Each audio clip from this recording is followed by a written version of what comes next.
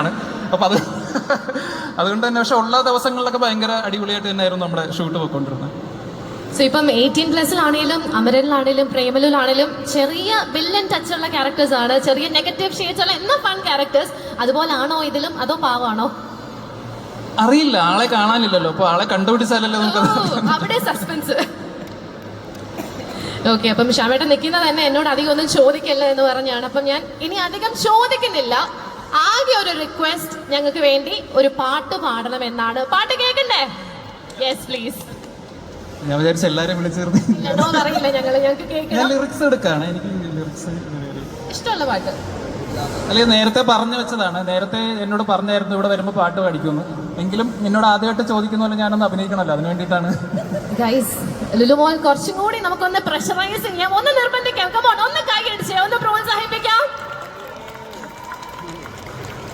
ഞാനൊരു കുറച്ചൊരു പഴയ പാട്ടാണ് പാടുന്നത്, പഴയ പാട്ടുകളോടാണ് ഇഷ്ടം.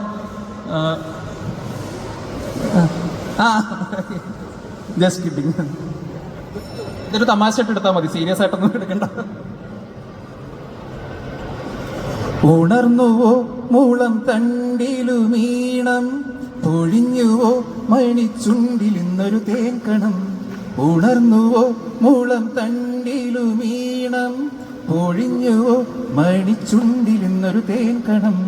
തനിച്ചു പാടിയ പാട്ടുകളെല്ലാം നിനക്ക് ഞാൻ എൻ്റെ നൈവേദ്യമാക്കി. കൂടെ വിടെ മുല്ലക്കാട് വിടെ, ചെല്ലക്കാറ്റിനോടാ കഥ പറയുകില്ലേ. ഒരു രാജമല്ലി വിടരുന്ന പോലെ ഇതളെഴുതി മുന്നിലൊരു മുഖം.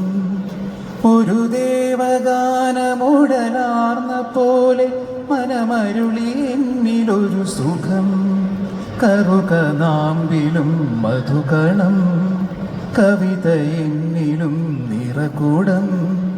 അറിയുകില്ല നീ ആരാരോ. Thank you, truly fabulous. So ഇനി അടുത്തതായി വേദിയിലേക്ക് സ്വാഗതം ചെയ്യുന്നത് നമ്മുടെ ഈ കൊടക് വെഡ്ഡിംഗ് സോങ് കമ്പോസ് ചെയ്ത എക്സ്പീരിയൻസ് എങ്ങനെ ഉണ്ടായിരുന്നു? ചാലഞ്ചിങ് ആയിരുന്നോ? അതിനർത്ഥമൊക്കെ മനസ്സിലായോ? ഇല്ല, ഇവന്റെ കൂടെയുള്ള എല്ലാം ചാലഞ്ചിങ് ആണ്, കുറച്ച് പണിയാണ് സാധനം മേടിച്ചെടുക്കാൻ. പക്ഷേ ഫൺ പുതിയ എക്സ്പീരിയൻസ്.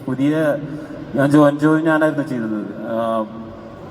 കംഫർട്ട് സോൺ ബ്രേക്ക് ചെയ്യാനായിട്ട് ഇങ്ങനത്തെ കുറച്ച് ആൾക്കാർ കൂടെ കൊണ്ടു നടക്കാറുണ്ട്.